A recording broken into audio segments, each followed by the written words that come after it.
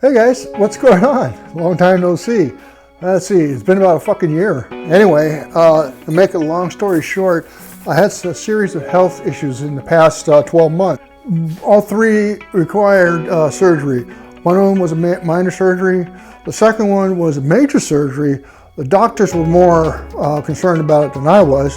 And the one that really was giving me a major problem was a severe cataract issue in my right eye, which pretty much made me legally blind.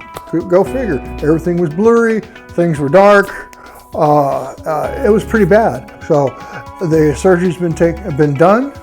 I'm seeing like I haven't seen since I was 20 years old. It jumped from HD to 4K Ultra.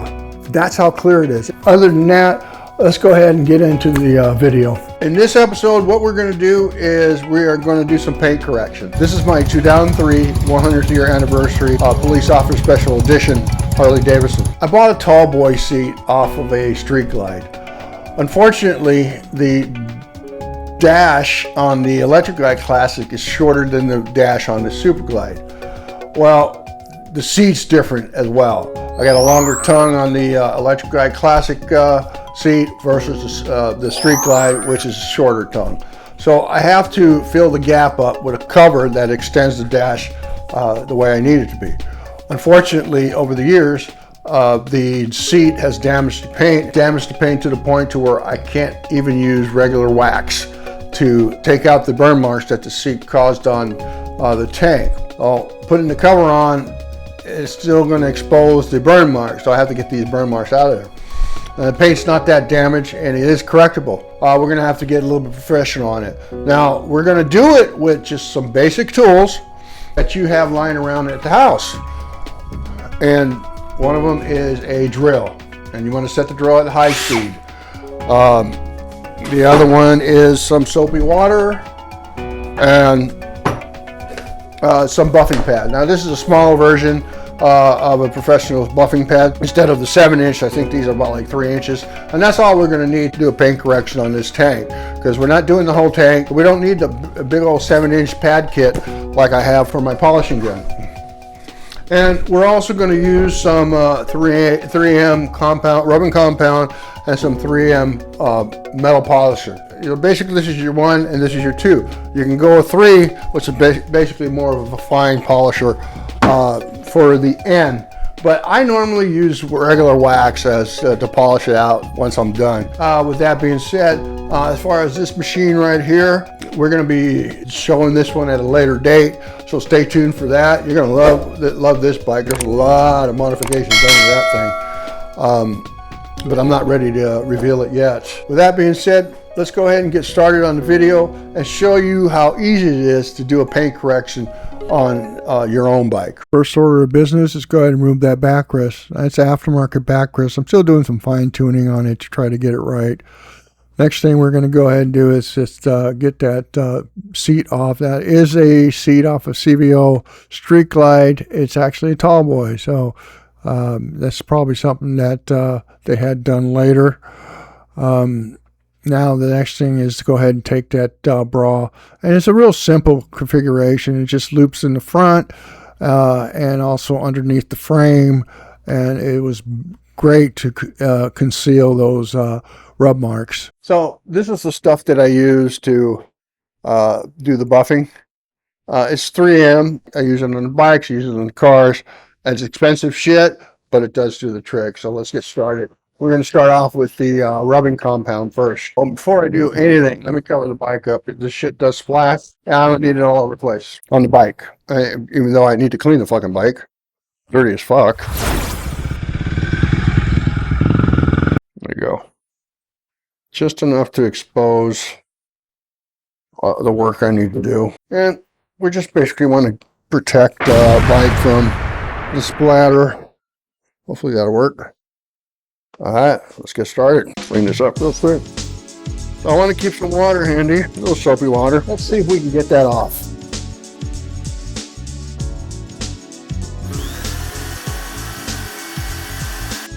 Nope, a little bit too much, guys. Do the job you need it to do. Looks like it's coming out. The impacts are going to be pretty immediate for this side. It's not that severe. The damage is not as bad as the left side. Here's another look at the damage. So this is what I'm going to be working on. I'm going to try to buff these out. So I got a little crazy with the liquid compound. At this point, we're going to be using the water because we definitely got enough polishing material on the pad. As you can see, it's there's more than enough. And you know what? I like it well lubricated regardless. Better to have more than less. It helps prevent the paint burning. But it was a bit too much. And you don't want to press hard. You just want to glide over it. Let me elaborate on this. I mean, there's going to be a time where the damage is stubborn and you're going to need to apply a little bit more pressure, but don't put too much pressure. You'll be sorry. So learn by my mistake. We'll show you here in a second. It looks like a little bit right here. I need to get. So we'll go ahead and finish that, and we're going to go ahead and move on to the next step, which is the other side of the tank. All right, let's take a closer look at this, and as you can see, it's starting to look like a tank again. I'm pretty happy with the results. And that's all she wrote. On that side, pretty much. Been wanting to do this for a while because I want to get that cover on, get that bra off. So next order of business is going to be this side here. Now, if I didn't mention it, the pad that I'm using, it's a wool pad. Now, this is an aggressive pad. Real important that you not press really hard on this because it will burn the paint with this pad. I needed to use this pad because my polishing pad did not work to remove the burn mark, so had to go a little bit aggressive. So we're doing the same thing as we did on the left side of the tank. Nice and easy, gliding over, making sure that you're not pressing down hard. Again, this wool pad will burn your paint. I don't know about you, but that's something I don't want to do, since burnt mark is exactly what I'm trying to get out of this tank. So the key is to keep the buffer moving. Don't let it sit in one area for too long. As long as you keep it moving, you reduce the chance of burning the paint. And it really does take a lot to burn the paint, but you just follow these key points and you should be good. Keeping your focus is crucial so you don't end up ruining your paint job and be sorry later, because it's still a factory paint job. So not to take away from the project, but this is the first bike that I ever buffed out. Actually, it's the first bike that I ever painted. This is what it looked like when I first bought it. It pretty much was a rattle can paint job. It was a fun project, but it was such a time-consuming project. Nevertheless, I stayed at it even though I didn't know what the hell I was doing. But I found out real quick what a paint job really is all about. I also added what they call Ghost Pearl, and it actually came out pretty good. And here it is with the twin headlight conversion, and 17 years later, I finally sold her, which was last year. Just throwing it out there if you're wondering if I've done anything like this before. Now back to the video. So this is the last round for the wool pad. I won't be using it going forward. Now it's time to take a look at it and see how she came out. As you can see, the results are coming out pretty sweet. So I still got a touch going on over here. So let me grab the cover. That's how that's going to go. It don't look like I need to worry about it. It's wide enough. All right, we're good. So the next stage, the machine polish. Sorry, got a little distracted. So with that, we're going to be putting on a different pad. And I mean, this pad here is about done. I need to get different new pads. They work pretty good. Now we'll put the more finer pad on. So this time around, you won't be seeing much of the material on the tank. The polisher is actually a darker color. It's actually the same color as the cap of the bottle. So it's really going to be hard to tell if I'm putting a lot of product on there or not, but I am. And this is going to be the final round on this end here. I don't really need to be going any further than this. I'll be doing wax on the next stage. And let's do the wipe. See how that come out. Oh yeah.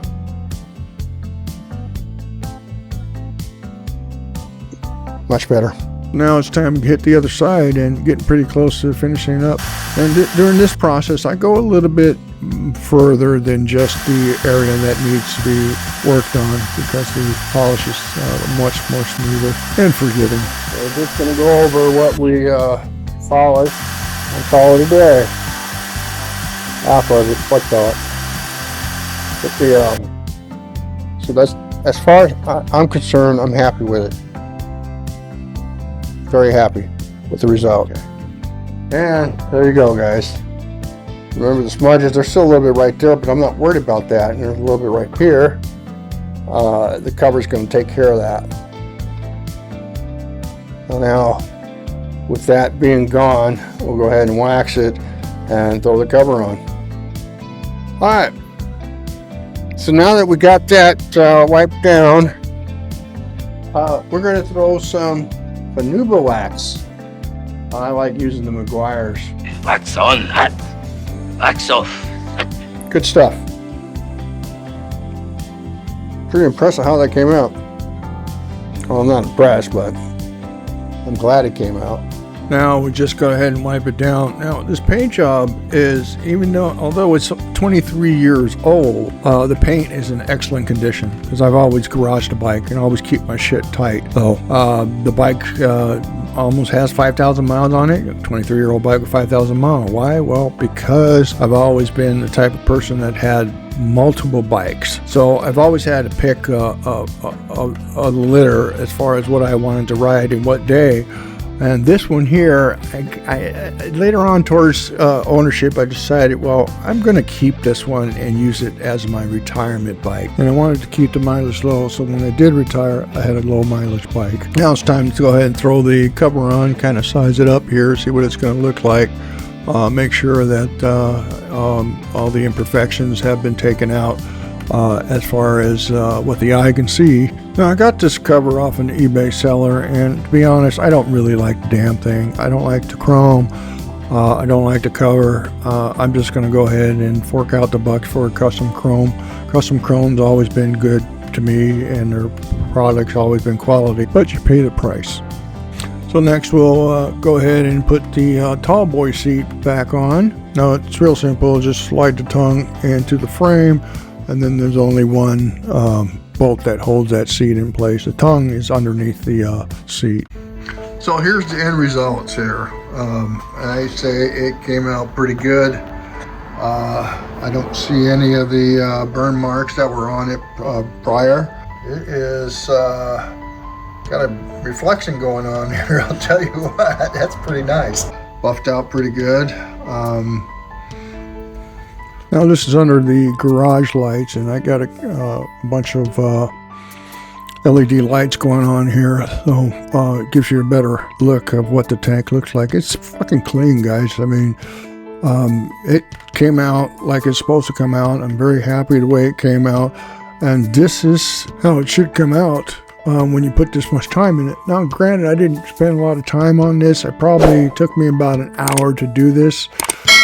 Give or take, maybe a little bit more. Due to the right side, which was a little bit more work than the left side was, we can call this a wrap. Son of a bitch, that came out sweet. It looks like it never did happen. Well, there you have it, guys. That's how simple this shit is. Now, you probably noticed that I pretty much was harping on burden the paint.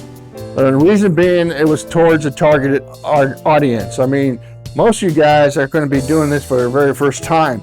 So if you're going to do something like this, you need to be that dramatic. You don't want to fuck things up. I mean, there's plenty of YouTube out there on covering paint correction, and this is just one of the methods that I use personally. And it might not work for you. That's fine too. Try something else.